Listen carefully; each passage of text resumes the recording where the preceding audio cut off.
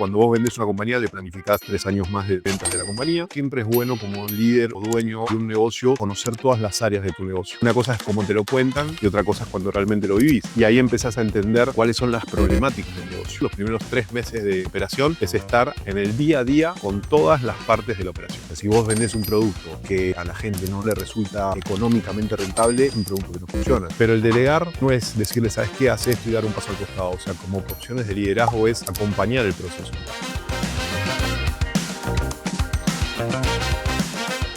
Hernán, ¿cómo estás? Qué gusto tenerte por aquí. La verdad es que nos sentimos muy felices de poder contar con un empresario tan exitoso como tú. Tienes una trayectoria sumamente destacable. De hecho, como resumen, has participado en 15 transacciones de compra-venta de empresas. Además, has sido gerente general de Urbania, Donde Vivir, a través del grupo Naven, ¿no? Y encima, ahora tienes un restaurante. Ahora estamos en el rubro gastronómico. Bueno, gracias primero, Jesús, por la invitación. Un placer poder compartir este tiempo contigo y contar un poquito las experiencias y ayudar a la gente a seguir creciendo, ¿no? Que esa es un poco la idea de todos. Tal cual, justamente la dinámica de hoy es poder explorar un poco cómo ha ido tu trayectoria, los aprendizajes que has tenido, las buenas prácticas, un poco lo que puedas compartir para que todos los oyentes puedan entender, digamos, qué decisiones tomar y qué aprendizajes poder adelantarse, digamos, ¿no? Para que puedan tomar mejores decisiones en el crecimiento de sus empresas. Así que la idea es explorar lo mejor posible, siéntete en confianza, en Sí, libertad para tranquilo. compartir todo lo que se pueda, yendo por cada una de tus trayectorias y llegando obviamente hasta la parte que veo que te apasiona mucho, que son las carnes. También las carnes. Las carnes Y ya nos contarás un poco cómo se llama, dónde está ubicado y todos los detalles para que todo el mundo vaya. Entonces, nada, me gustaría un poco explorar quizás tu primera experiencia, que recuerdo que me contaste que era farmacéutica, ¿no? Tal cual, tal cual. Bueno, yo nací en Argentina, vine hace más o menos 21 años a Perú. Un poco la idea de venir a Perú era estar 3 meses y ver cómo era el negocio, los negocios en el cual nos dedicamos en ese momento, que era ¿Cuántos años tenías en ese momento?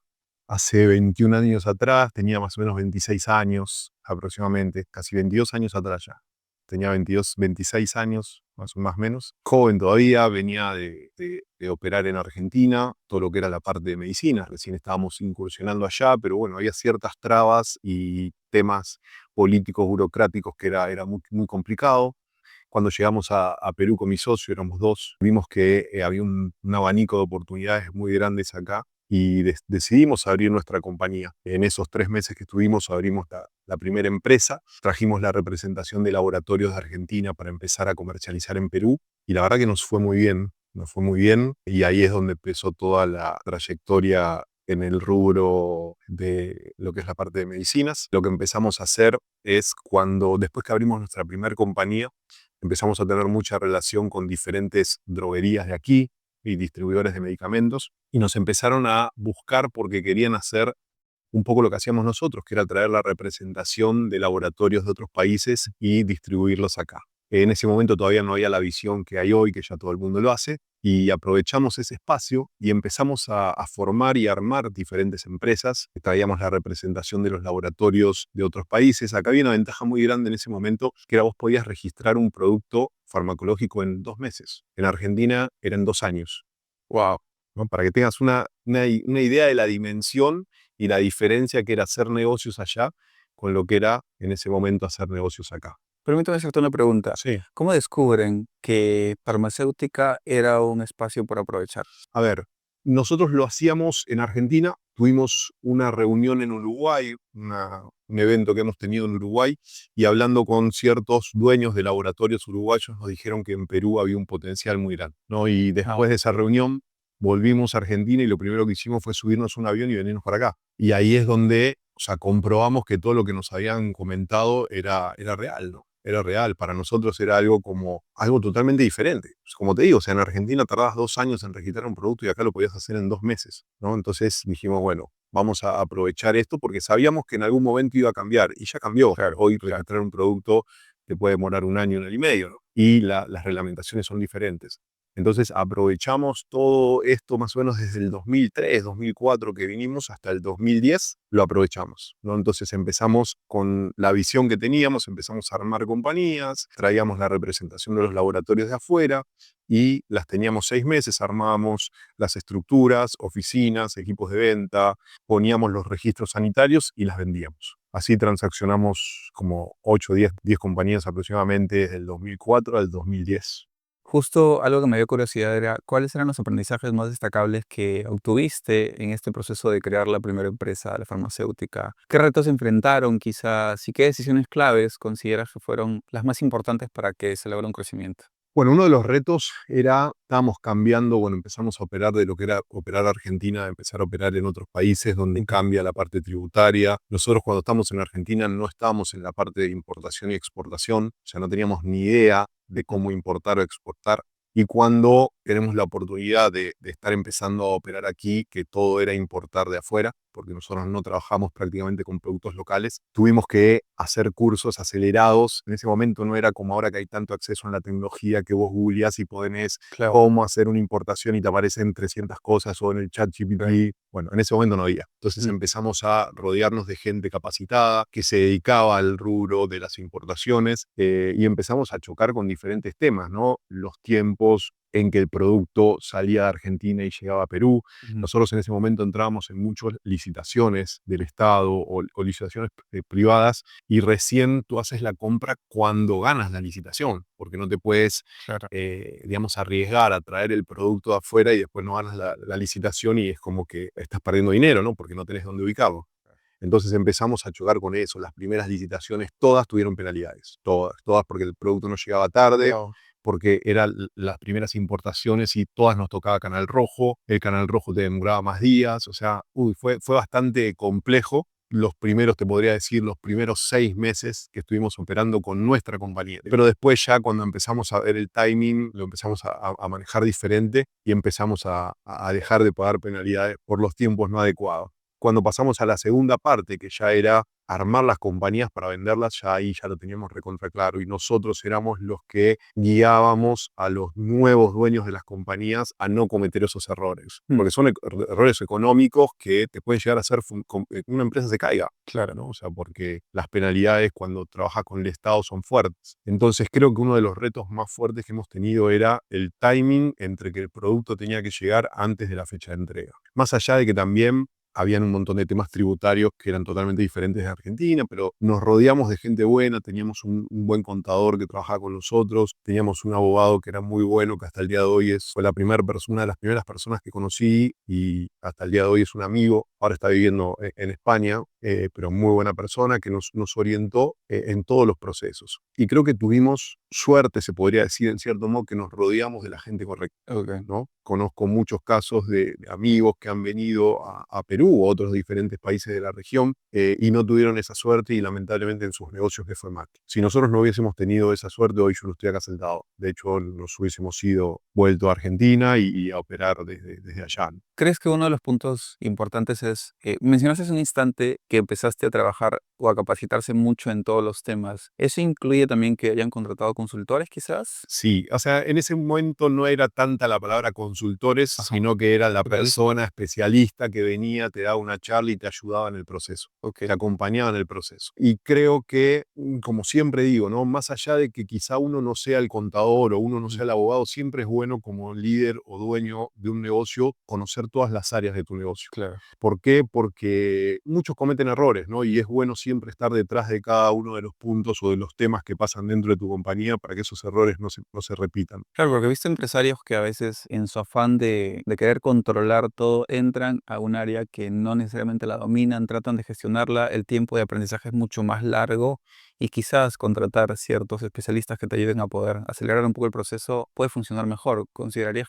Es, que esa puede ser una dinámica efectiva? es la única forma de crecer. Cuando el dueño de una compañía está metido en todas las áreas, la compañía no crece. Claro. Es difícil delegar, pero es una de las opciones que te da a que tu negocio sea escalable. Porque si tú eres un todista, tu compañía no crece nunca. Claro. Y tampoco tienes tú el tiempo para poder mirar la operación desde arriba y pensar en nuevas estrategias, ¿no? Porque estás metido en el día a día. Sos el vendedor, sos el cobrador, sos el que llama al cliente, sos el que hace todas las reuniones. Entonces no creces nunca. Y esa es una virtud que tuvimos desde los inicios de delegar. Como te digo, tuvimos la suerte de delegar en las personas correctas, porque si no, nuestros negocios no hubiesen funcionado. Un poco adelantándome a quizás una pregunta que te iba a hacer más adelante, es, ya que mencionas el tema de delegar, ¿para ti cuáles son las variables más importantes para delegar bien? A ver, primero rodearte de la persona en la cual vos confíes y sientas una afinidad hacia esa persona. O sea, yo siempre digo que uno se tiene que rodear de las personas que piensan a veces diferente a uno. ¿Por qué? Porque si piensan igual que como piensa uno, no hay ideas nuevas y no hay cosas nuevas. Pero el delegar es confiar en las personas, o sea, a veces, obviamente al principio siempre se las pone a pruebas con diferentes casos, ¿no? Y cuando ves que las cosas van funcionando, empezás a soltar un poquito más. Pero el delegar no es decirle, ¿sabes qué? Hace esto y dar un paso al costado. O sea, como también opciones de liderazgo es acompañar el proceso. O sea, yo te digo, Jesús, necesito que hagas esto, pero yo te voy a estar ayudando, ¿entendés? Y voy a estar contigo viendo que las cosas funcionen bien sin estar yo metido todo el tiempo ahí adentro, ¿no? Entonces creo que una de las claves de delegar es también liderar ese proceso. ¿Tienes algún tipo de dinámica de seguimiento al delegarse? Por ejemplo, sí o sí todas las semanas me junto con esta persona y reviso avances, le seteo objetivos, avances de objetivos, viendo cómo...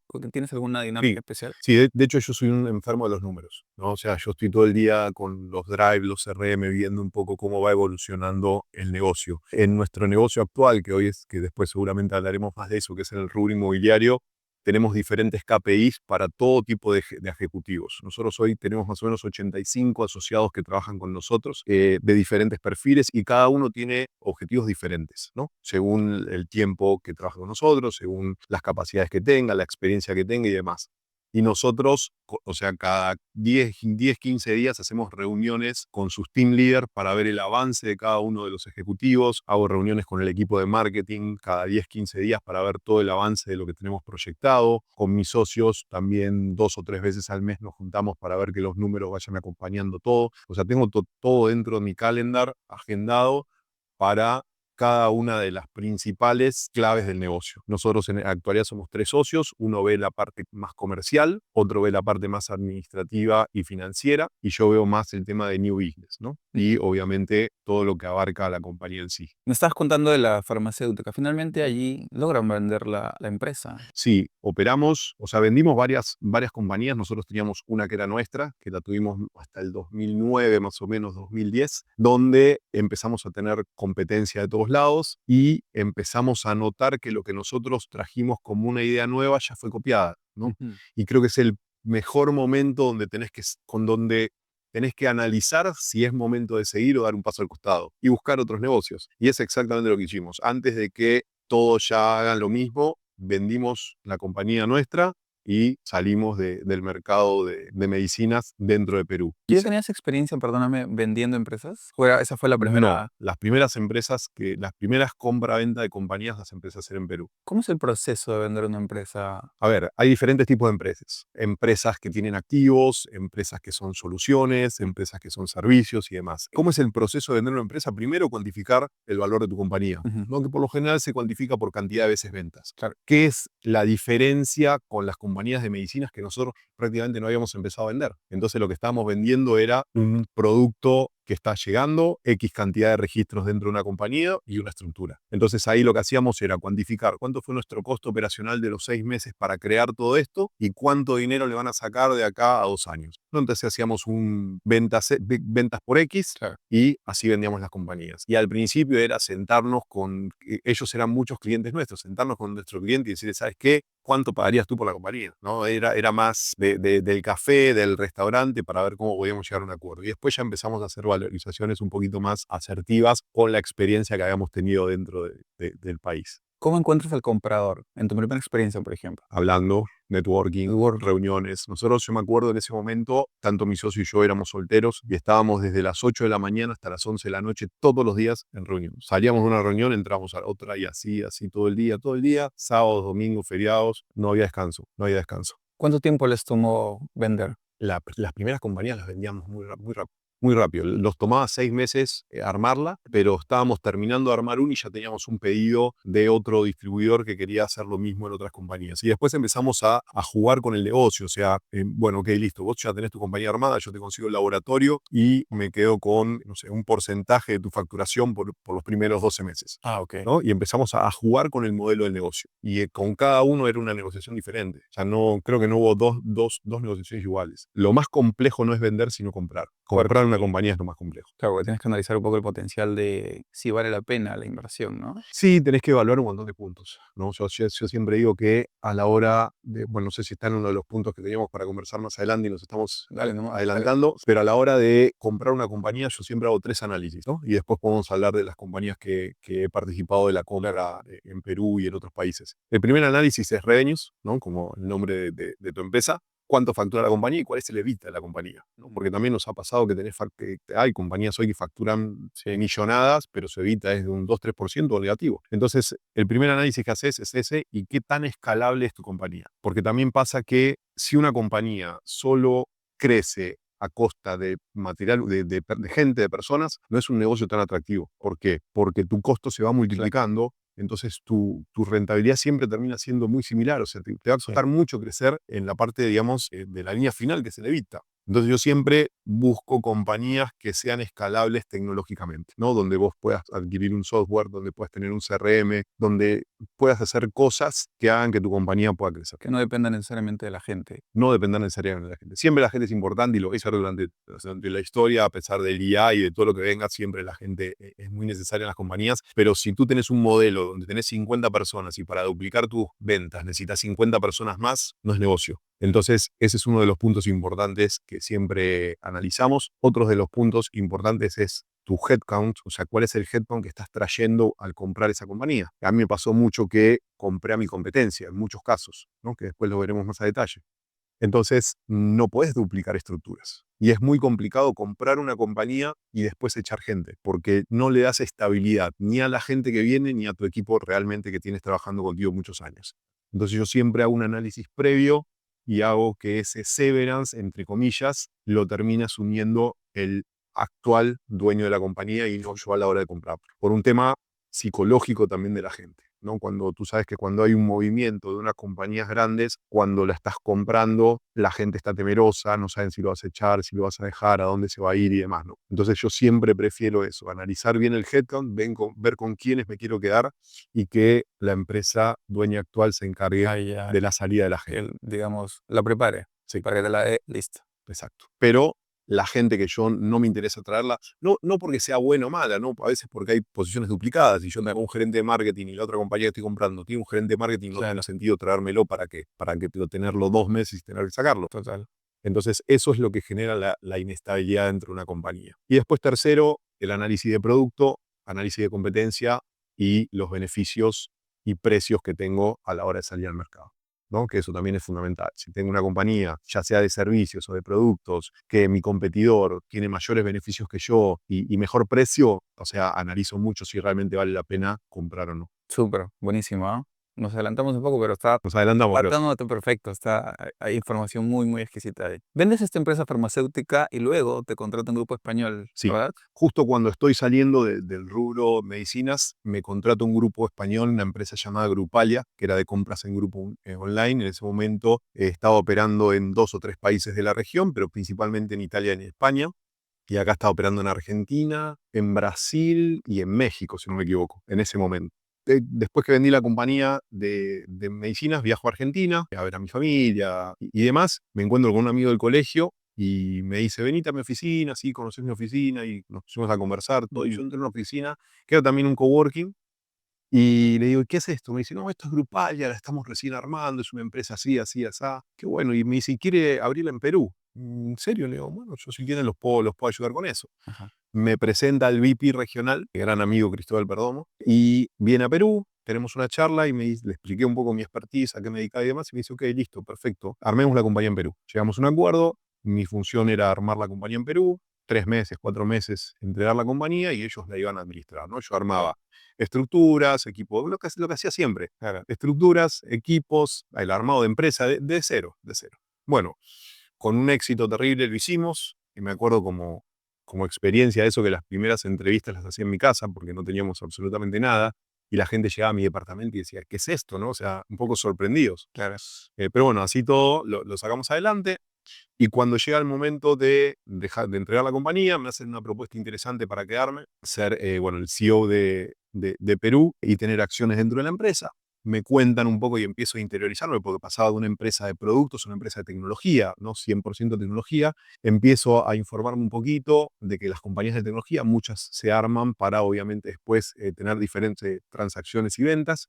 Me interesa el modelo de negocio, me quedo manejando Grupalia en Perú. A los 2 años aparece una empresa que se llama Pez Urbano, una empresa brasilera que quiere comprar Latinoamérica, o sea, Grupalia de toda Latinoamérica, no de Italia y España. Vamos a Brasil, hacemos la presentación de la compañía, cada uno presentaba a su país, nos va muy bien, nos hacen una oferta, vendemos la compañía, dentro de las condiciones de la compra yo me tenía que quedar un tiempo administrándola.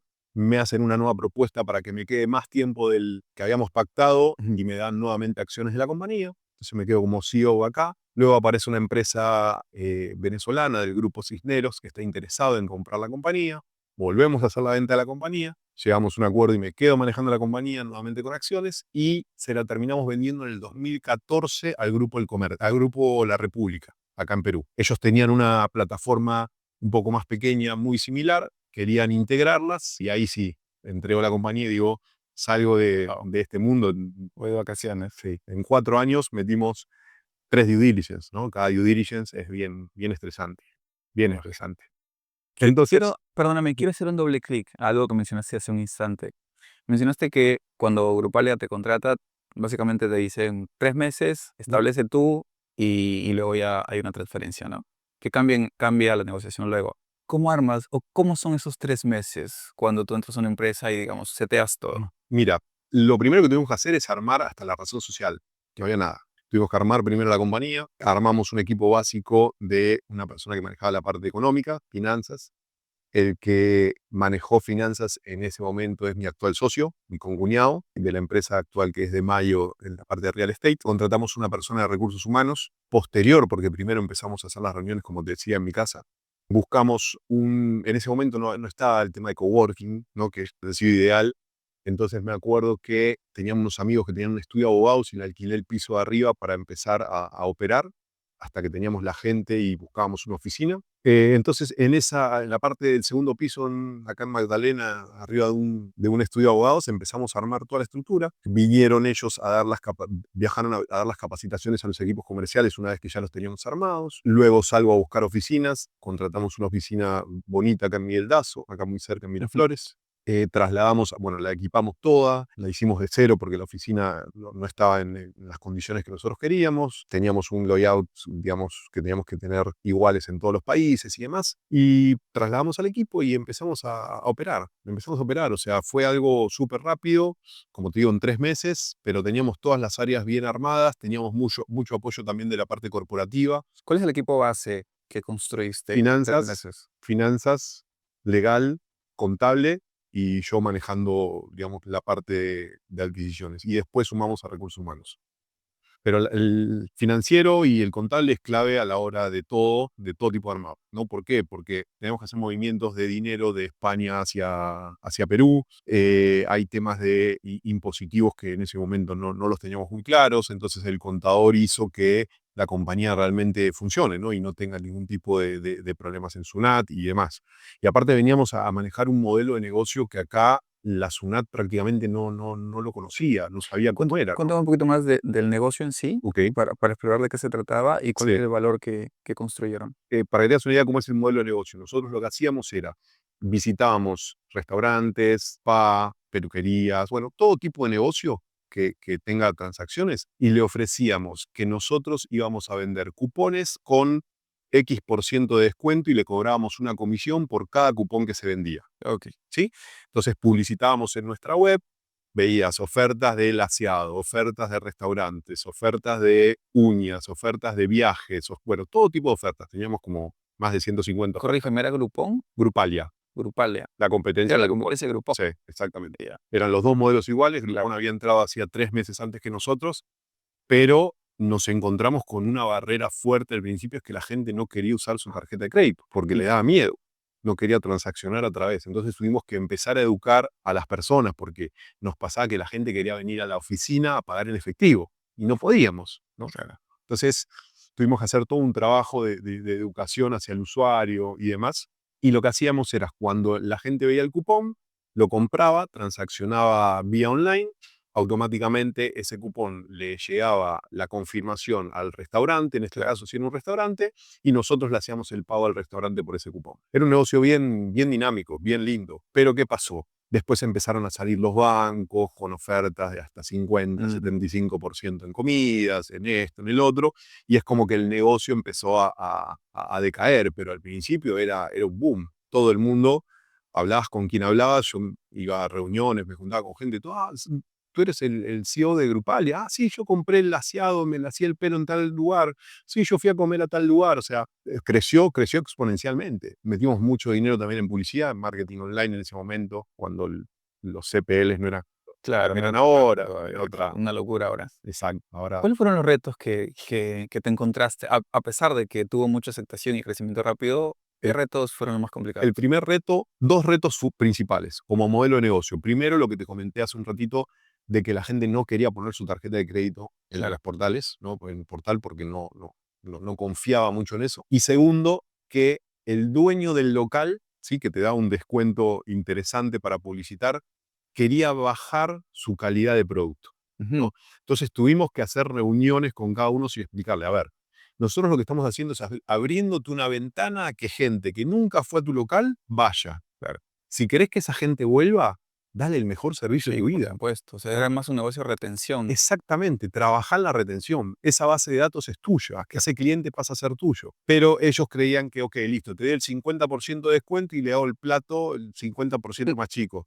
Entonces fue, uff, que o sea, fue terrible para que lo entiendan. Los que lo entendieron les fue muy bien, los que no lo entendieron les fue muy mal, porque cuando volvíamos a sacar una oferta no había recompra, ¿sí? O sea, Claro, nosotros la primera analizamos mucho. experiencia fue mala quizás, Exacto. ¿no? O sea, llegás y ves que, o sea, venías con el cupón y tenías, o sea, un plato de este tamaño, y venías sin el cupón y tenías un plato de este tamaño.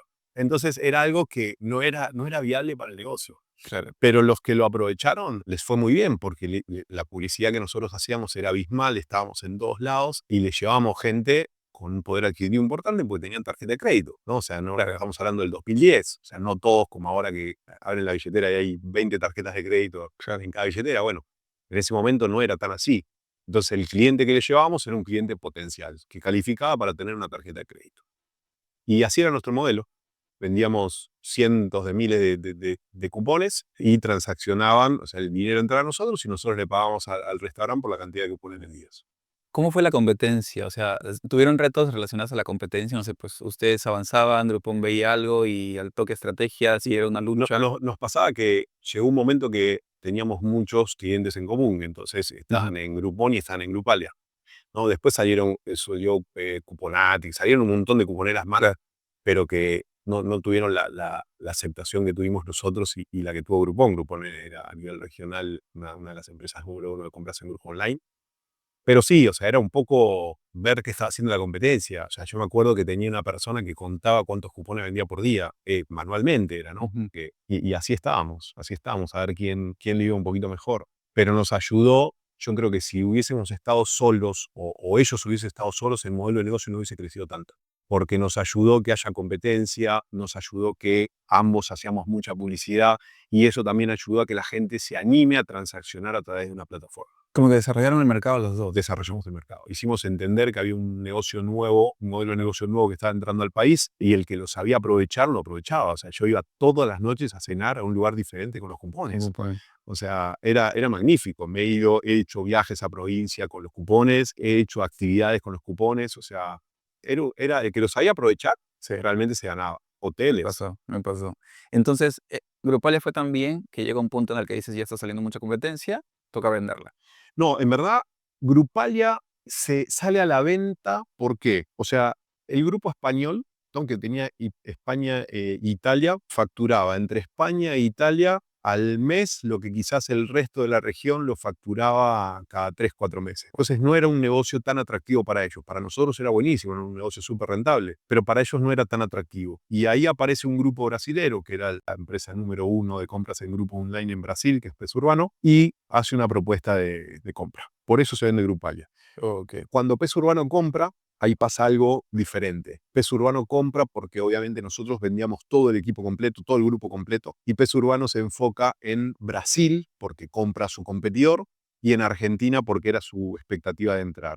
Y el resto de los países no le interesaba, que era México, que era Perú y que era Colombia. Entonces, lo que hace es compra y a los 3, 4 meses nos dicen, ¿saben qué? La verdad que la operación del resto de los países no es tan atractiva para nosotros. Estamos pensando en poder delegar esa parte de la operación. Y ahí salimos a buscar compradores. Ahí sí salimos a buscar nosotros los compradores y aparece, bueno, la compra que hacemos al Grupo Cisneros. El Grupo Cisneros la tiene un tiempo y el Grupo La República nos busca para ver si estamos interesados en vender la operación y se vendió. O sea, como digo, varias veces seguidas. Mencionaste que es bien pesado hacer una venta, ¿no? Sí, la ¿Cuál- due diligence, tenés due diligence que demoran entre 6 y 8 meses, ¿no? Depende el modelo de compra o de venta que hagas. ¿Cuáles son las implicancias o todos los detalles, digamos, A ver, que son los más pesados y que has aprendido que puede ser buena práctica para una venta más rápida? primero la justificación de tus transacciones reales, ¿no? Porque vos tenés que demostrar que tu empresa realmente facturó X cantidad de dinero durante los últimos 12 meses y tu costo fue realmente el que tú estás poniendo en el libro, ¿no? O sea, eso es lo primero. Entonces se evalúa cada uno de los meses transacción por transacción prácticamente para llegar al número real y también todo tu costo fijo de operación que tuviste en toda en todo el año que está corriendo. Luego de eso es activos y pasivos. Los pasivos, que por ejemplo, por lo general cuando se hace una compra o una venta de estas compañías, durante 12 meses posteriores hay un dinero que queda, digamos, como guardado sin disponibilidad ni para el comprador ni para el vendedor por si aparece algún juicio laboral, algún problema legal, etcétera, etcétera. Que también hay que analizar cuánto es el monto que se va a dejar bloqueado, porque si después sale un problema, ya el nuevo dueño es el responsable, ¿no? Claro. También ahí tenés que hacer todo el análisis de si hubo conflictos legales o laborales durante todo el periodo que tiene la compañía, porque vos al adquirir la compañía es una transferencia de acciones y pasás a ser el nuevo responsable. O sea, hay un montón de puntos que se van dando en la transacción, más allá de de la facturación y demás que hablamos antes, pero hay un montón de temas tributarios también. En este caso que operamos con España, al principio tenés una operación donde tributas un 30% por operar con una empresa no domiciliada. Entonces tenés una retención de un 30%. Ver que todos los movimientos hayan tenido esa retención. O sea, hay un montón de cosas que, acompañado del área legal al área contable, va llegando a una conclusión y al final de la due diligence. Yo me encargaba más que nada de ver si la operación era viable o no en la parte de ventas, en la parte de headcount, en la parte de costo. Y todo el equipo me acompañaba viendo todos los colaterales que podía tener el modelo de negocio. Cuando se te está cayendo, que es el caso que acabas de mencionar, ¿cómo la recuperas? O renegociando pricing, Ajá. o renegociando condiciones, o hablando y buscando una solución al tema, ¿no? O sea, bueno, yo me hago cargo de ese problema, no movamos pricing, no movamos timing y avanzamos, o decir, ¿sabes qué? Ok, listo, esto no lo teníamos previsto, vamos a impactar un tanto por ciento al valor de la operación. ¿Cuáles son, digamos, los controles de riesgo que en tu experiencia se deben tener para evitar que surjan estas partes en donde se puede caer una venta? La verdad, como vendedor nunca sufrí esa parte porque nosotros teníamos toda la documentación Todo ordenado desde el inicio. todo ordenado. Sí sufrí en alguna que otra operación porque el comprador por ahí tuvo algún problema de liquidez en el camino y quiso cambiar los timings de entrega de dinero, pero se subsanó. Pero como comprador, sin dar detalles, sí tuve una operación específicamente de compra que tuvimos como 2 o 3 caídas en el medio porque la información no estaba muy clara, ¿no? Y hay que investigar mucho más, y son due diligence que demoran mucho más, entender de dónde venía esa revenues, o sea, es complejo. Por eso te digo, es mucho más difícil comprar que vender. Porque vender, si vos tenés todo ordenado, entregás documentos y participás de reuniones explicativas, ¿no? De cómo llegás a ese número, por qué planificás, o sea, cuando vos vendés una compañía, le planificás 3 años más de ventas de la compañía, por qué llegás a ese número. que es muy fácil de explicar, ¿no? Si realmente conoces el negocio, Claro. es fácil de explicar. Pero cuando compras, no sabes con qué te vas a encontrar realmente. Claro. Es mucho más complejo, Perfecto. mucho más complejo. Venden esta empresa a Grupo La República. Ujú. ¿Y ahí qué sucede? Le digo a mi esposa, salimos de todo el tema de due diligence, esto era 2014, julio.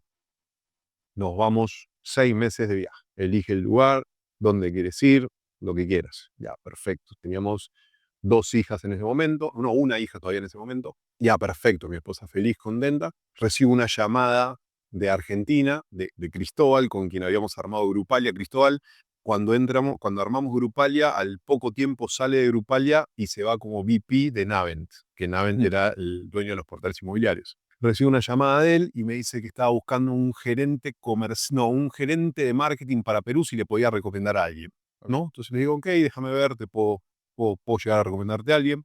En el medio de la llamada dice, ¿y en qué estás? Le cuento un poco que estábamos terminando la due diligence de la venta. Justo venía el mundial estábamos en pleno mundial, creo, de Argentina.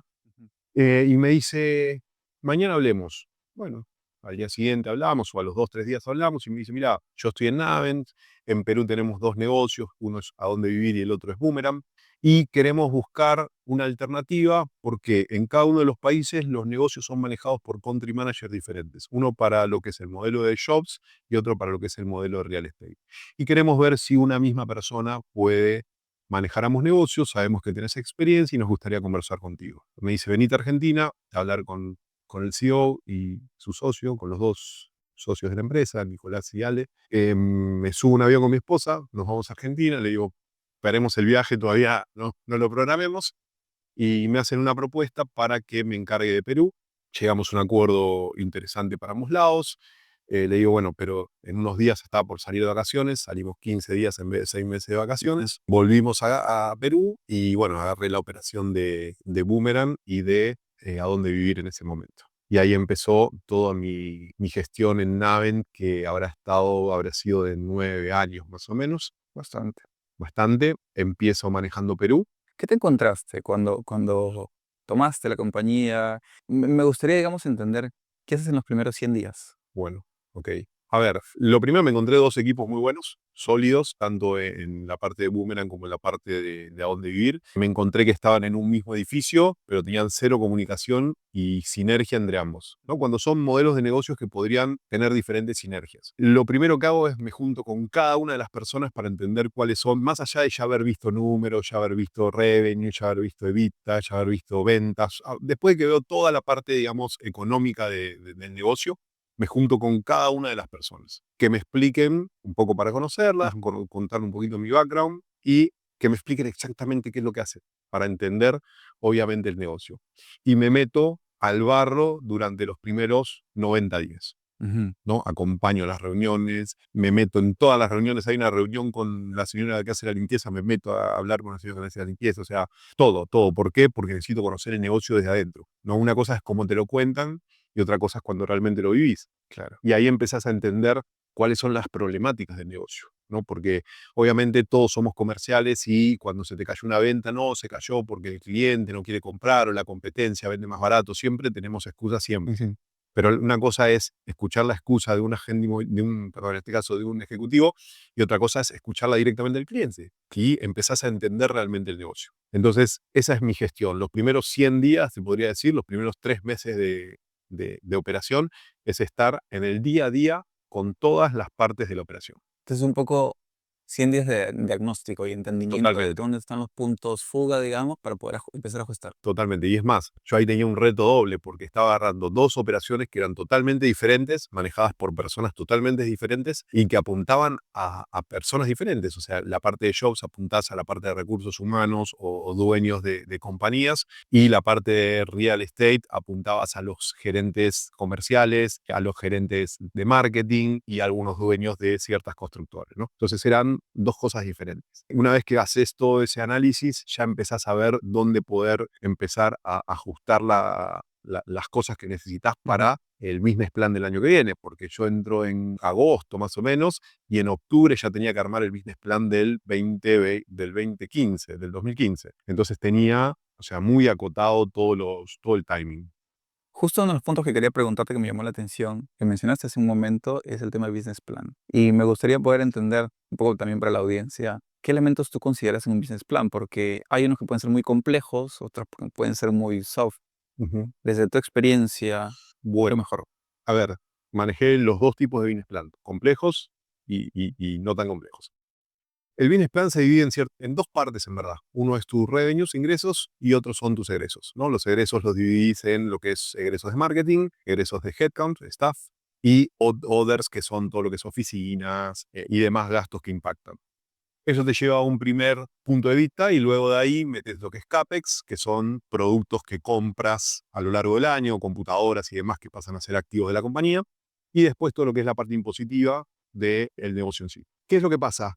Si vos buscas revenues, haces un tipo de business plan. Si buscas EBITDA, haces otro tipo de business plan. Ujú. ¿No? Y esto depende mucho de la compañía en la cual estés operando. He estado en compañías donde me decían, nosotros este año necesitamos tener un EBITDA, por decir, de XX millions, Claro. y hay otras compañías que te dicen, nosotros necesitamos tener una revenues de XX millions. Y esto depende mucho en el momento en que está la compañía. Cuando es una compañía joven, necesitas facturar mucho y no te importa quizás tanto el EBITDA, porque necesitas que tu compañía crezca masivamente, porque el día de mañana la quieres vender o porque el día de mañana quieres hacer X cantidad de cosas. Pero cuando es una compañía ya, digamos, madura, buscas el EBITDA, ¿no? Sí. Y tus accionistas, los fondos, que por lo general están fuera, empiezan a buscar la rentabilidad.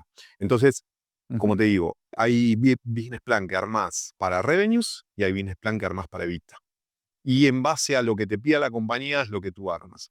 Cuando te piden un business plan muy enfocado a revenues, incrementás tus costos de marketing, que son los que te llevan a un resultante, ¿no? Y tu costo de staff, porque te llevan un resultante. Claro. Cuando te piden un business plan basado en el EBITDA, bajás al límite tus costos de marketing y tus costos de staff sin tratar de impactar mucho la revenue, ¿no? Entonces empezás a buscar más eficiencia. Esos son los dos modelos que haces. Y también tiene mucho que ver el tipo de compañía que estés manejando, si es una compañía de servicios, si es una compañía de productos, o sea, ¿por qué? Porque empiezan a entrar las mermas, empiezan a entrar un montón de cosas en el camino que hacen que tus números vayan moviéndose. Pero los business plan son dos formas. Y es más, me ha tocado compañías que me dicen, ¿sabes qué? Quiero explotar en revenues, no me interesa el EBITDA. Entonces, obviamente, contratas más gente, gente especializada, pero todas las contrataciones y los movimientos que haces, lo haces en base a resultados. O sea, haces inversiones en marketing, no de branding, sino de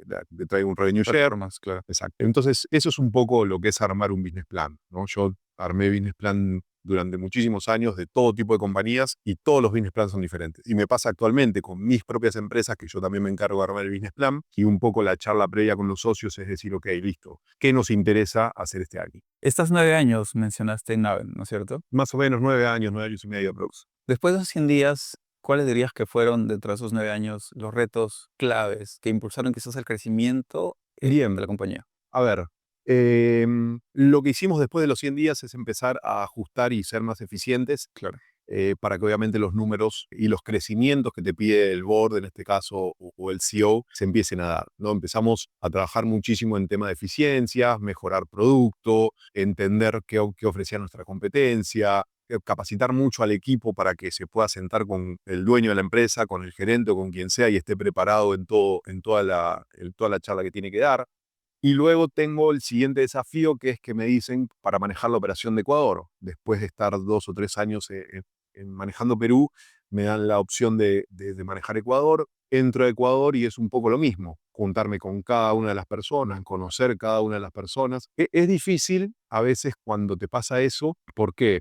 Porque la gente a veces cree que lo vienes a controlar. Y en verdad, yo en mi caso no vengo a controlar a nadie, sino vengo a hacer que la operación funcione, que la operación crezca y que obviamente todos estén tranquilos.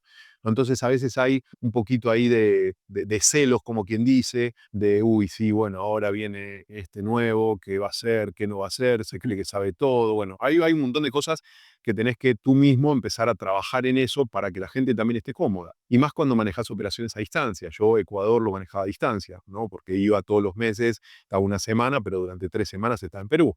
Por suerte funcionó bien. También en Ecuador teníamos los dos modelos de negocios, el negocio de real estate y el negocio de jobs. Luego al año siguiente me dan también la operación de Panamá. Entonces yo veía Ecuador, Perú, Ecuador y Panamá. También todos los modelos de negocio. Panamá es un mercado mucho más chico, pero con mucho potencial. También fue llegar allá, empezar a conocer a la gente, ver cómo hacer más eficiente la operación, que crezca y demás. También nos fue bien. En el transcurso de esos años se nos presenta que podíamos en Ecuador comprar, en real estate, comprar a nuestra competencia, que era Vive Uno. Nosotros ahí teníamos plusvalía y compramos a Vive Uno, que era uno de nuestros competidores, la absorbimos desde plusvalía y obviamente teníamos market share del mercado completo, ¿no? Porque no había prácticamente otros jugadores grandes en el rubro del real estate. Luego se presenta en Perú. En Perú nosotros teníamos A Dónde Vivir y Boomerang, y se presenta la posibilidad de poder comprar a nuestra competencia, que era Urbania y Aptitus, que eran del Grupo del Comercio, y ahí es donde viene el desafío.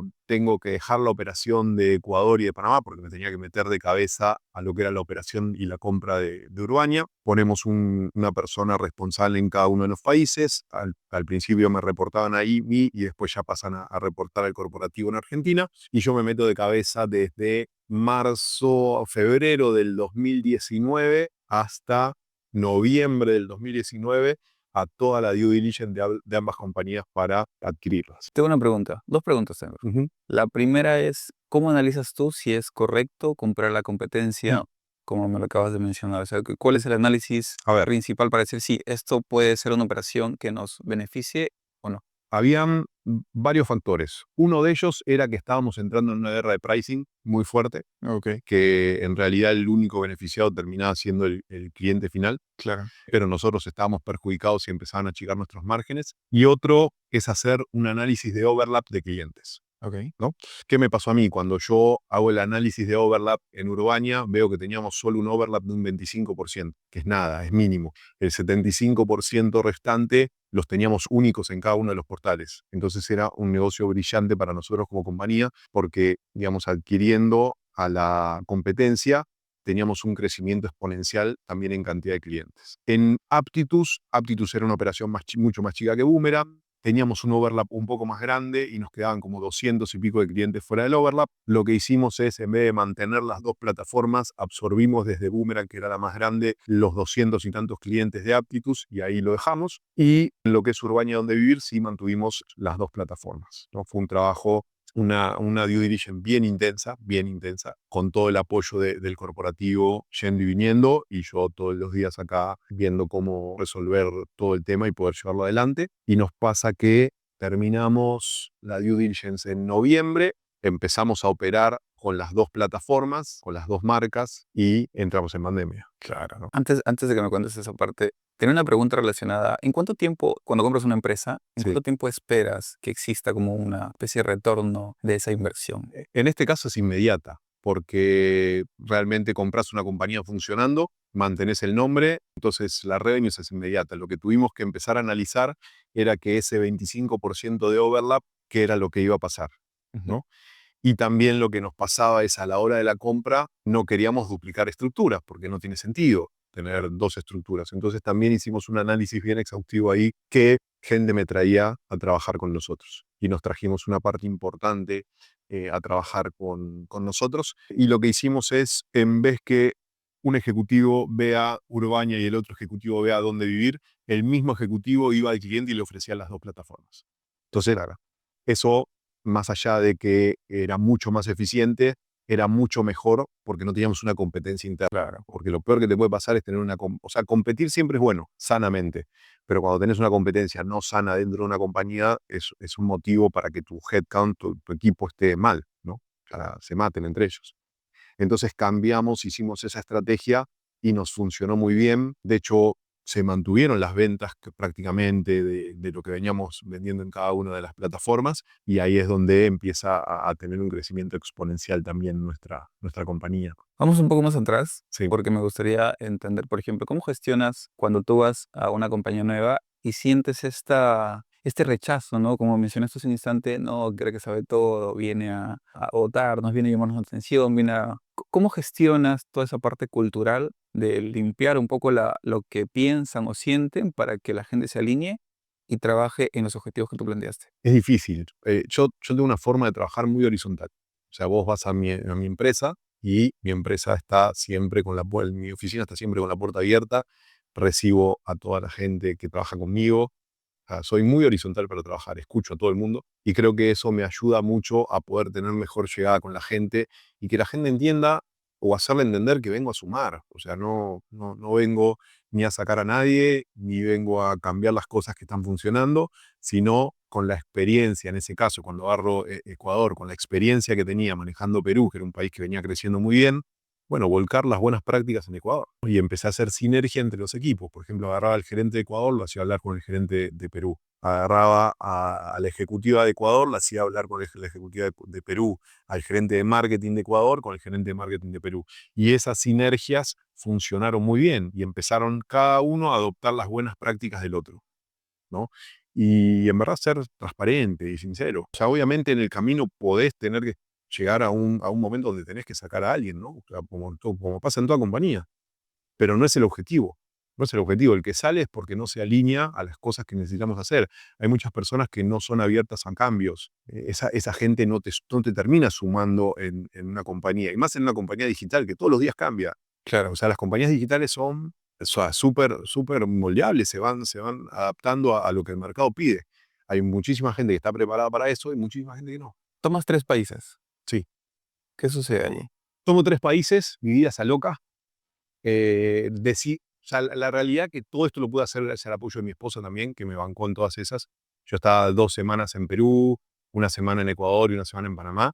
Era bien agitado. De hecho, a mí también en lo personal era difícil. A veces me despertaba y tenía que mirar para todos los costados a ver en dónde estaba, si estaba en un hotel, si estaba en mi casa o dónde era, porque también tenía reuniones muy seguidas en Argentina, entonces me la pasaba viajando muchísimo. Aprendí muchísimo también, pero llegó un momento que empecé a darme cuenta que me estaba perdiendo ciertas cosas, ¿no? Como estar más tiempo con mi familia. Y me pasó en una reunión de padres del colegio de una de mis hijas a fin de año. Llegué y todos los padres se conocían y yo no conocía a nadie, ¿no? Entonces dije, pucha, hay algo que no estoy haciendo bien. Y ahí es donde empiezo a ver de qué forma, sin cambiar lo que venía haciendo, tanto de lo económico, la parte profesional y demás, podía delegar algunas cosas que no afecten ni a la compañía ni me afecten a mí. Y ahí es donde empiezo a buscar opciones, que mi opción era cómo hago para duplicar las ventas de Perú y delego Ecuador y Panamá, que entre Panamá y Ecuador más o menos vendían lo mismo que vendíamos en Perú.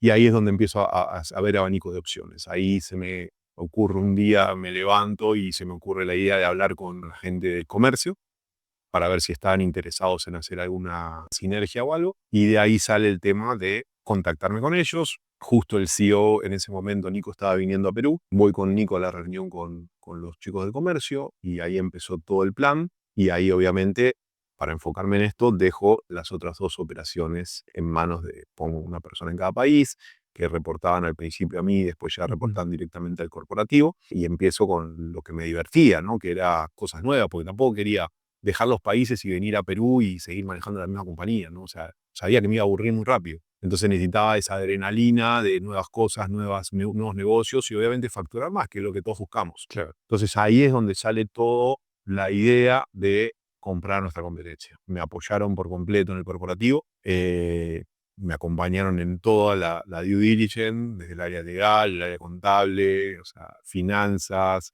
la parte comercial regional, todos, absolutamente todos. Y fue un hito muy bueno para la compañía, fue una de las mayores compras que se hicieron durante todos esos años, ¿no? Entonces toda la gente estaba muy enfocado en que esto tenía que salir bien, y realmente salió muy bien.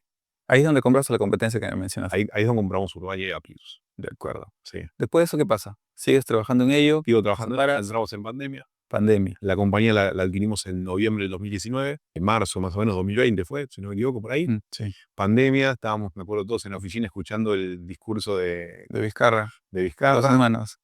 Terrible. Agarren todas sus computadoras mañana mismo, llévenselas a sus casas y vamos a ver cómo empezamos a operar. Decir que nosotros veníamos en un negocio digital, realmente no nos fue mal en pandemia, sinceramente.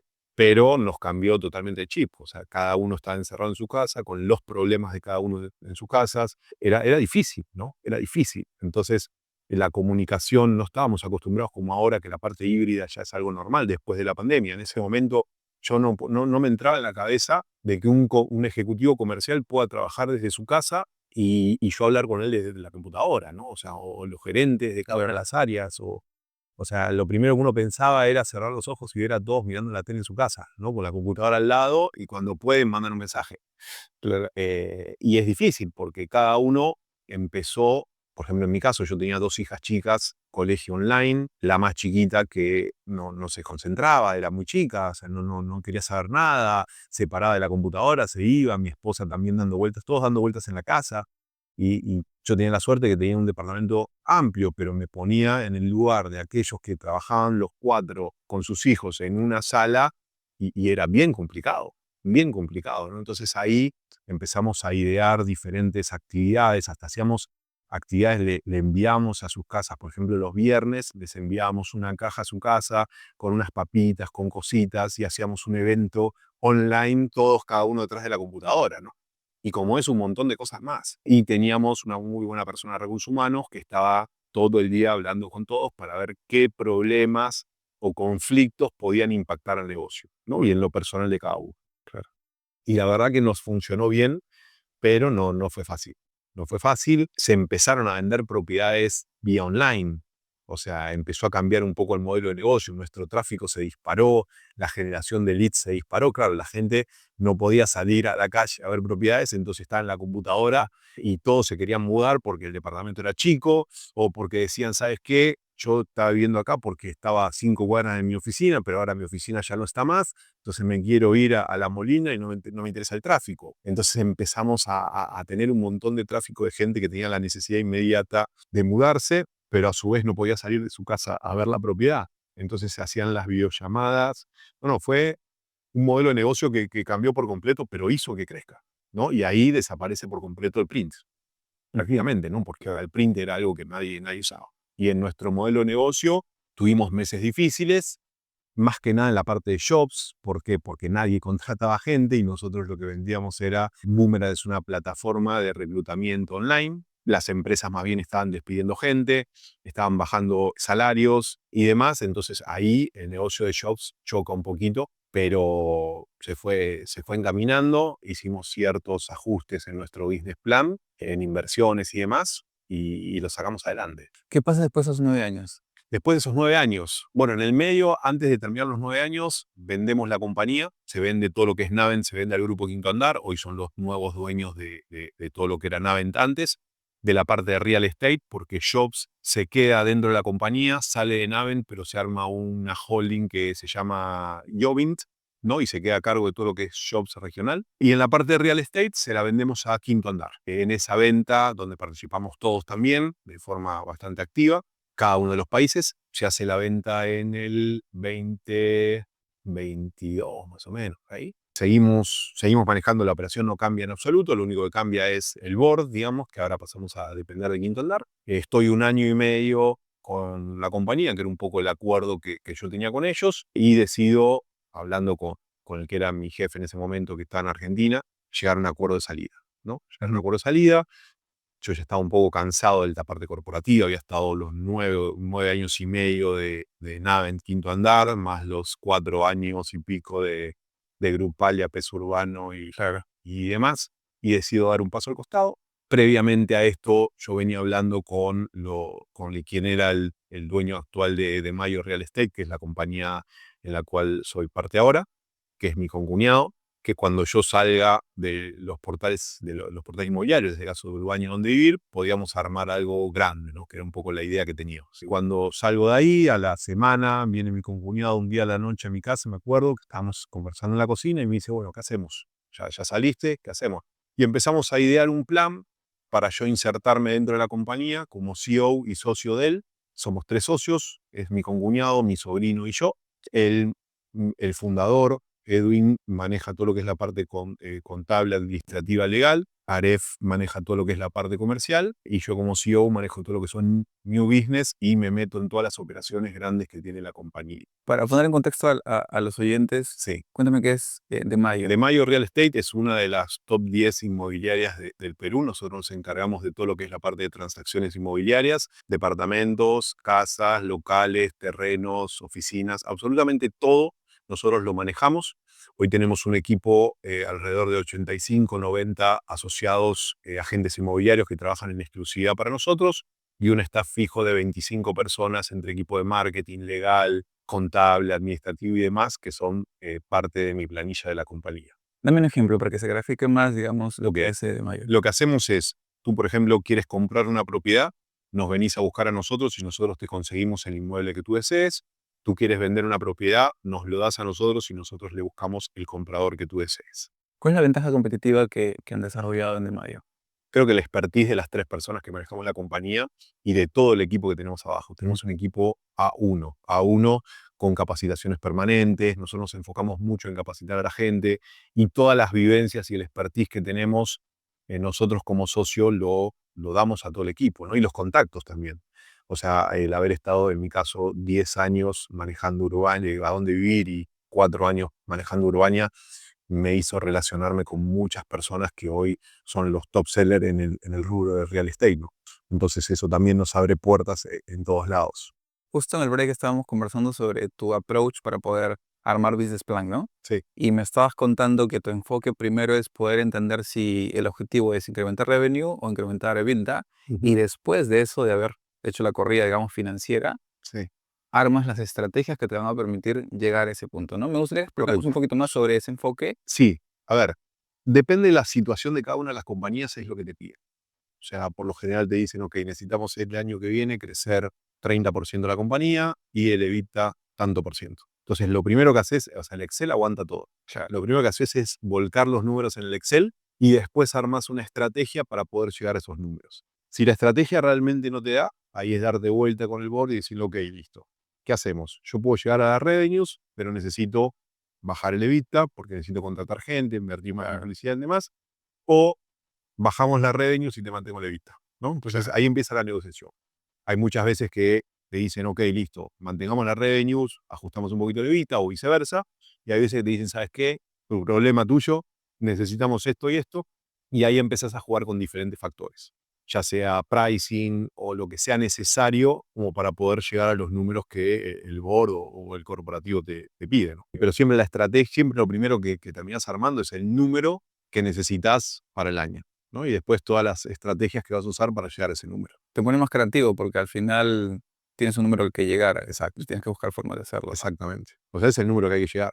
Y me- Ponete creativo, o sea, si son nuevos productos, si es un tema de pricing, si es armar nuevos combos en los productos actuales, ese ya es un problema a trabajar, ¿no? Si pudiéramos explorar un poquito quizás, ¿qué estrategias usaron ustedes para cuando tenían un objetivo importante financiero para poder llegar al número?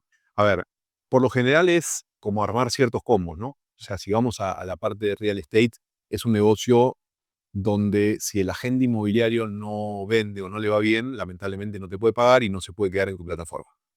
Entonces lo que empezábamos a hacer es armar combos con valor agregado, donde el producto, o sea, cuando tú estás en un portal inmobiliario, tenés diferentes ubicaciones de tus propiedades. Tenés lo que es el súper destacado que está arriba, el destacado, el simple o el subsimple.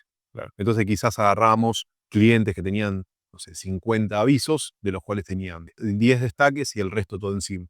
Entonces le cambiamos el mix. Le decíamos, ok, mira, la recomendación que te damos es que tengas más productos destacados, menos productos simples, vas a tener la misma cantidad de avisos con mejor exposición y tu pricing sube un poquito. Entonces eso lo que hace es vos recuperás revenues, pero a su vez le estás dando un valor agregado al cliente y ese valor agregado lo va a llevar a la conversión. ¿Qué es lo que necesitas? O sea, en este negocio de real estate, si no convierte, ese cliente se te va y es un one shot. O sea, el cliente viene, te compra, no vende, se va. Entonces, vos necesitas que tu cliente venda para que obviamente se quede trabajando contigo. Me mencionaste también que uno de los últimos puntos que tocas es el pricing, ¿no? La idea es nunca hacer una variación de pricing dando el mismo producto, a no ser que tu precio esté por debajo del mercado. Pero ¿qué pasa? Cuando tenés mucha competencia y tu competencia no subió los precios y vos subís los precios, empezás a perder clientes. Entonces, siempre la idea es no tocar pricing hasta el último minuto y en el caso de tocar pricing, hacer un cambio de composición de producto para darle un valor agregado y justificar ese aumento, Claro. ¿no? Ese es el ideal. Hay en compañías que no piensan de esa forma y lo único que hacen es, ok, me faltan tanta cantidad de dólares para llegar al business plan, ya multiplico lo que tengo por el precio a un 10, 15, 20% de aumento y chao, ya. Pero no es lo ideal en ningún modelo de negocio. Estábamos hablando de Mayo. De mayo Entonces, de Mayo, te sumas como socio de Mayo, que era una Sí. empresa que ya estaba constituida hace varios años, que básicamente ustedes ayudan a las personas a poder comprar o vender el departamento y que su ventaja competitiva destaca mucho toda la experiencia que tú ya acumulaste a lo largo de los años, además de los buenos procesos, capacitaciones constantes que tienen los corredores, Los agentes inmobiliarios, sí. y que eso ha hecho que hasta el momento puedan crecer más rápido. Sí, sí, esas son parte de las cosas que hicieron el crecimiento. Como te comentaba antes, el socio fundador tiene más de 20 años en el mercado inmobiliario, conocido por todos y tiene toda la expertise como para poder hacerlo. La compañía no es una compañía nueva, sino que es una compañía que tiene muchísimos años. Y aparte también somos muy ordenados. Yo hoy, como soy un loquito en números, te puedo decir cuántos leads necesitas para hacer X cantidad de ventas, que es lo que necesitamos nosotros en Business Plan. Entonces, en base a la cantidad de ventas que necesitamos, son las inversiones que vamos haciendo para poder conseguir esa cantidad de leads. Yo te puedo decir cuántas visitas necesitas para cerrar una propiedad, cuántos leads necesitas para cerrar una propiedad, cuántos leads necesitas para tener una visita. Entonces, tenemos algo totalmente armado con la experiencia que tenemos que nos hace llevar que la compañía sea exitosa. Y no estamos probando a ver qué funciona, qué no funciona. Ya sabemos lo que funciona y ya sabemos lo que no funciona. ¿Cuál es el próximo paso de Mayo? A ver, el próximo paso de Mayo, seguir creciendo como compañía y en algún momento estamos pensando en empezar a armar franquicias, ¿no? O sea, tenemos una marca muy potente, tenemos muchos contactos a nivel local y a nivel regional y mucha gente que está esperando que nosotros demos ese siguiente paso para adquirir nuestra marca, ¿no? Pero no creo que lo hagamos, bueno, este año no lo vamos a hacer. Estamos viendo a ver si sale o no el año que viene. Tampoco es una desesperación que tenemos, ¿no? Claro. Pero es algo que nos gustaría hacerlo. Lo bueno es que ustedes ya conocen bastante el mercado por el know-how que tienen, ¿no? A pesar de eso, te estás encontrando con algunos retos que estás tratando de superar. Sí, bueno, retos tenés muchos, ¿no? El mercado inmobiliario lamentablemente tiene mucha informalidad y te encontrás con los retos de la propia informalidad, ¿no? Con clientes que no quieren pagar la comisión que corresponde, con compradores que van, ven tu propiedad y después mandan a otra persona a ver la propiedad y quieren puentearte para que no tengas esas comisiones. O sea, hay un montón de cosas que te encontrás lamentablemente en este mercado informal, que obviamente todos las empresas formales estamos trabajando para que esto cambie y está cambiando. O sea, esto hace 8 años atrás era peor todavía, pero todavía hay mucho por hacer, ¿no? Las instituciones están ayudando, las cámaras están ayudando, o sea, todos ponen su granito de arena para que esto se formalice cada vez más, pero todavía falta mucho, ¿no? Y después la falta de tecnología para obtener información. Si vos hoy me decís cuántas propiedades se transaccionan por mes en Lima, o sea, y le preguntás a 10 inmobiliarias, las 10 te van a decir números diferentes. Entonces, no hay una información clara donde esté totalmente armado esto. O sea, nosotros lo tenemos porque, bueno, hacemos ciertas investigaciones, vamos a ciertos entes donde nos dan la información y demás, pero te aseguro que no coincide con la que todos tienen. Si tuviéramos que resumir, digamos, en toda la experiencia que has acumulado, en estrategias que te han permitido crecer, ¿cuáles serían tu top de estrategias más efectivas o decisiones más efectivas para lograr un crecimiento? Desde la parte de producto, quizás, A la ver, parte de pricing, etcétera. dependen los modelos de negocio que estamos, ¿no? O sea, hoy mi modelo de negocio no es ni de pricing y de productos muy poco, ¿no? O sea, hoy estoy en un modelo más de servicios. Hoy lo que nos hace llevar al éxito de Mayo es que tenemos gente altamente capacitada. Estamos todo el día trabajando en capacitaciones para que la gente cada vez sepa más y haga, obviamente, tener un buen referente de la marca, ¿no? Y una recurrencia, porque nuestro modelo de negocio es que si hoy vendiste una propiedad con nosotros, mañana cuando quieras comprar o vender otra, vengas a buscarnos. Claro. ¿No? Y trabajamos muchísimo en eso. Ahora, si vas a modelos de negocio como los que manejaba antes, como o sea, los portales inmobiliarios y demás, sí, también, o sea, trabajar mucho en la gente, que la gente esté muy alineada a los valores de la compañía y en el producto, que sea el producto que la gente necesita. O sea, si vos vendés un producto que a la gente no le resulta económicamente rentable, es un producto que no funciona. ¿no? Entonces tenés que empezar a trabajar y empezar a ver cuál es la conversión de todos ellos. Cuando vos ves que tenés una gran cantidad de clientes, tenés un producto que tú crees que es el mejor, pero la cantidad de clientes empieza a bajar, hay algo que estás haciendo mal. Y los ratios a medir es todo el tiempo eso. O sea, que tus leads no caigan, que tus clientes no caigan y que la plataforma siga performando igual o mejor que antes, ¿no? Y todo esto, digamos, me queda claro que eres emprendedor serial porque en lo último que has incursionado es un restaurante, ¿no?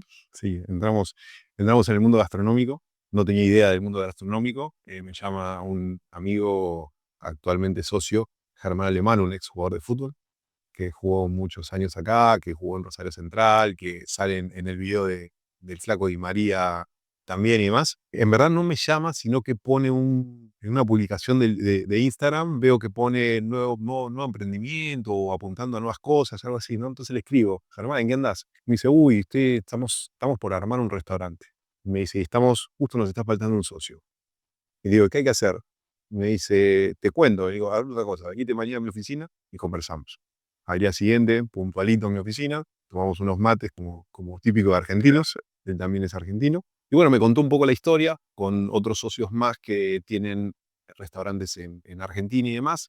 Querían armar un restaurante acá de carnes, pero hacer algo diferente, ¿no? Y bueno, me gustó la idea y entré en el negocio. Es un negocio muy divertido. ¿Cómo se llama? Los Rosarinos. ¿Dónde está ubicado? El Cherry. Javier Prado Este, cuadra 54, camino a La Molina, sobre la misma Javier Prado. La habitación es muy buena, el restaurante es muy lindo, las carnes son de primera, que es lo más Claro, de importante. todas maneras. Y armamos algo diferente, nos trajimos 2 chefs de Argentina, uno de ellos es socio y parte de la empresa, Mariano, y luego trajimos al segundo chef, que es Leo, uno se encarga del mediodía, uno se encarga de la noche, y le damos un servicio diferente a la gente, ¿no? O sea, en sí llegar al restaurante, ves las camisetas firmadas por los jugadores, tenemos una cava de vino espectacular, un lugar muy lindo con fogón en el medio. En la sala principal del restaurante tenemos un fogón en el medio con las carnes al asador. Tenemos una parrilla dentro de la cocina muy bonita, toda vidriada. Es una experiencia diferente. Me contaste que también hay celebridades que están, Sí, ¿verdad? tuvimos la suerte de que muchas celebridades nos acompañaron, muchos jugadores de fútbol van constantemente. Estuvo Daniel Arancourt, visitó Tito Nieves, no, Tito Nieves, sí, Tito Nieves, nos visitó en su momento cuando estuvo haciendo la gira por acá. Estuvo Gastón Acurio hace muy poco comiendo también en el restaurante, y como ellos, muchísimos más, ¿no? Y dentro del restaurante también, que es un negocio que entiendo que no ha sido tu expertise, ¿Mm? pero tienes mucha experiencia en negocios per se, ¿qué retos te has encontrado? A ver, ¿qué retos me he encontrado? El reto más importante es ver cómo haces que todos los días tenga fluidez de gente. Ujú. ¿Qué es lo que nos pasa? Abrimos hace muy poco, abrimos hace 4 meses, ¿no? Lo que nos pasaba es que por ahí tenías un día salón lleno y al día siguiente 4 mesas. Y no eran los días específicos, no es que decís, todos los miércoles tengo salón lleno y todos los martes 4 mesas. No, va cambiando mucho. Entonces, justamente el trabajo que estamos haciendo ahora es cómo hacemos para que todos los días tengamos una fluidez de gente, porque el restaurante con o sin gente tiene un costo fijo alto, claro, ¿no? Entonces estamos trabajando justamente en eso, con diferentes campañas, eventos, publicidad y demás, que en verdad todavía la parte publicitaria estamos haciendo muy poca publicidad por el momento, y es donde tenemos que acelerar un poquito, meter la pata en el acelerador, como quien dice, para que eso empiece a generar más flujo de gente, ¿no? Pero realmente nos está yendo bien, la comida es muy buena, las carnes son a uno, la atención también es muy buena y el lugar es muy acogedor. O sea, es un restaurante donde te sentás a comer, terminás de comer y te dan ganas de seguir quedándote conversando, Qué ¿no? chévere. Las sillas son muy cómodas, o sea, Germán, mi socio, es loco de las sillas y tuvo, creo que, 10 días probando sillas. Hicimos hacer unas sillas especiales en el restaurante, a ese nivel te digo, y eso hace que la gente esté cómoda, ¿no? Porque está bueno sentarte en una silla cómoda, en un lugar cómodo, Claro. bonito. No vas Ah, necesariamente comer, vas por una experiencia, ¿no? experiencia. Nosotros, o sea, lo que hacemos es brindarte una experiencia diferente. Claro. Es un restaurante bonito, simpático, donde, bueno, siempre está Germán, o sea, a veces voy yo, los chefs están siempre ahí atendiendo a la gente, conversando con la gente. Tenemos arriba un privado de 15, 20 personas que está espectacular. Ahora que hubo muchos partidos de fútbol, la gente te reserva el privado para estar ahí comiendo más tranquilo, viendo partidos. La verdad que nos está yendo muy bien. Estamos comenzando un negocio nuevo. El business plan de ese negocio fue totalmente diferente a todos, porque aprendí un montón de cosas, como el tema de las mermas, las compras, o sea, bueno, todas cosas que no tenía dentro de mi expertise. Así que me estoy especializando un poquito también en esa parte financiera, ¿no? Y una vez que imagino que una vez que dominas uno, lo viene otro y Sí, otro y sí. otro. Es un poco el objetivo. Claro. Es un poco el objetivo. En la parte de gastronomía en Perú es A1, Sí. que hay muchos restaurantes muy buenos, hay mucha gente que viene a hacer el tour gastronómico y queremos empezar a incursionar en que dentro del tour gastronómico esté nuestra marca presente, ¿no? Sobre todo por la bulla que ahora está teniendo la comida peruana en el mundo Sí. y todo lo que va a venir a raíz de eso. Sí, bueno, o sea, nunca el país donde más rico he comido en mi vida es Perú. O sea, de todas maneras, ¿no? De todas Bueno. maneras. Y digamos, un poco para sacar aprendizajes de tal restaurante también, te contaba hace un momento el caso de un amigo mío que decidió poner un negocio de limpieza de automóviles hace un tiempo y me contaba que alquiló el local durante un año. Empezó a ver que iba bien y la persona que le alquilaba empezó a cambiar los tratos, las condiciones de, de renovación. ¿Cómo se gestiona? ¿Cuáles son las mejores prácticas o buenas prácticas? Oferta y demanda, ¿no? O sea, cuando vio que le empezó a ir bien y que mudarse de ahí le iba a tener un costo alto, quiere quizás aprovechar un poco la situación. A ver, en cualquier modelo de negocio, nunca recomiendo alquilar un local por un año, ¿no? Porque obviamente vas a hacer implementaciones y gastos dentro del mismo. Mínimo tenés que ir entre 3 y 5 años y jugártela con ciertas condiciones que te dé, si te va mal, un paraguas para poder tener una salida con 2 o 3 meses de penalidades, ¿no? Ok. Eso punto número uno. Y punto número dos, bueno, recomendar a tu amigo que no espere hasta el último minuto, porque cada más cerca la fecha es más difícil poder llegar a un acuerdo, ¿no? Claro. Que ya no sé cuándo le vencerá el contrato, pero ya tendría que estar renegociando la renovación de ese contrato por unos cuantos años, llegando al mejor acuerdo posible. O sea, por lo general, los propietarios obviamente se le abren los ojos, ¿no? Dice, uy, le está yendo bien, debe estar facturando un tonto, pero a veces no ven todo el trabajo que hay detrás de eso, Claro, toda la inversión que hay detrás de eso. tal cual. Entonces es bueno quizás que se siente con el propietario, le cuente un poco más sobre el modelo de negocio, y da a entender que realmente el negocio no da para tener un crecimiento de alquiler de un 50%, Claro. ¿no? Claro, porque la gente de afuera, digamos, ve, está facturando más, pero de atrás Exacto, pues está en pérdida. exacto, exactamente. Y seguramente o puede ser que tu amigo esté en pérdida, o sea, Claro, inicio del negocio, claro. inicio del negocio. Pero obviamente hay que hacerle ver, porque nadie está metido dentro de tu negocio y nadie sabe lo que pasa dentro de tu negocio. Vos podés ver que por ahí le llevan un montón de carros a lavar y demás, y atiende un montón de carrazos, pero realmente tu costo fijo es altísimo, por Claro. gente, por publicidad para que te fijas los carros, por productos, o sea, además. Entonces por ahí es bueno blanquear un poco eso. Quizás el propietario está pensando, bueno, si se va él, inmediatamente va a venir otro inquilino y me va a pagar eso. Y no es así, no es así. O sea, cuando se te va digamos, un inquilino, puedes tardar 2 o 3 meses en conseguir un siguiente inquilino. Y esos 2 o 3 meses quizás equivalen al aumento que le quiere poner hoy a la cuota o a la mensualidad de tu amigo. Tal cual. Hay que hacérselo ver. Hay que charlar, pero sí, no esperar al último minuto, porque si esperas al último minuto, ya tenés todas las de perder. Total.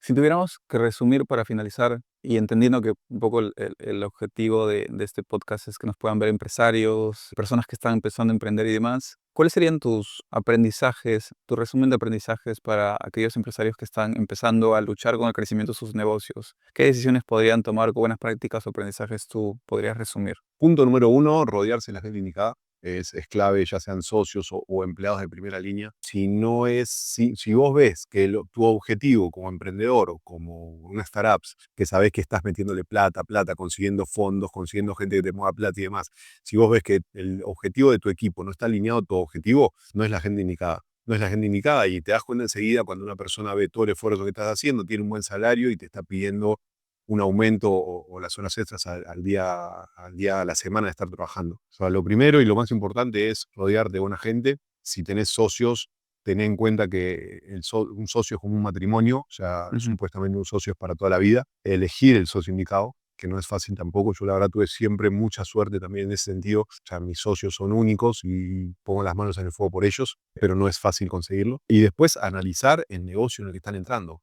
Hay mil y pico de opciones de negocios, pero analizar bien el negocio en el que están entrando. O sea, cuál es tu competencia, cuál va a ser tu inversión.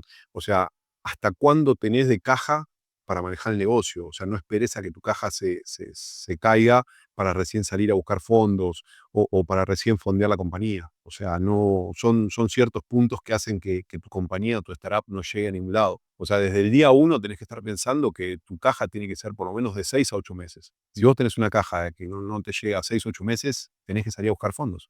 O sumar nuevos socios, o conseguir un préstamo con una tasa, digamos, acorde a tus ingresos. También pasa que muchos salen a buscar préstamos personales y pagan un 14-15% de interés y obviamente los negocios no dan para eso cuando recién arranca, ¿no?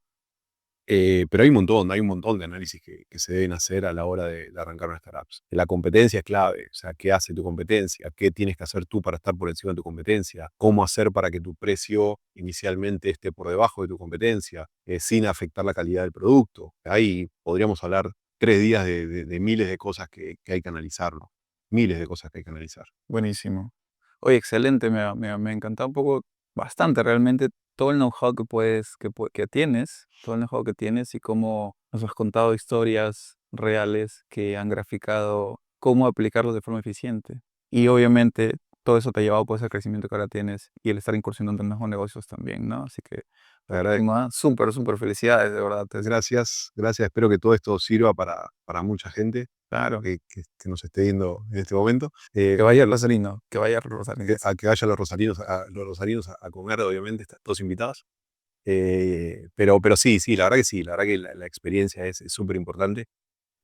Tengo la suerte, como te decía antes, de tener muy buenos socios y buenos amigos trabajando conmigo, que eso también es algo que suma muchísimo. Yo siempre digo que el día que me levante y no tenga ganas de ir a trabajar es porque no estoy en el lugar adecuado, ¿no? Y hoy tengo la posibilidad de levantarme y ir contento a la oficina. Y eso no tiene precio. Claro. Eso Qué divertido, ¿no? Exactamente. Buenísimo. Te agradezco un montón, Hernán, por tu tiempo y por toda la entrevista, la información, lo máximo. Gracias a ti. Lo que necesiten, acá estamos. Súper. Gracias. Gracias a ti.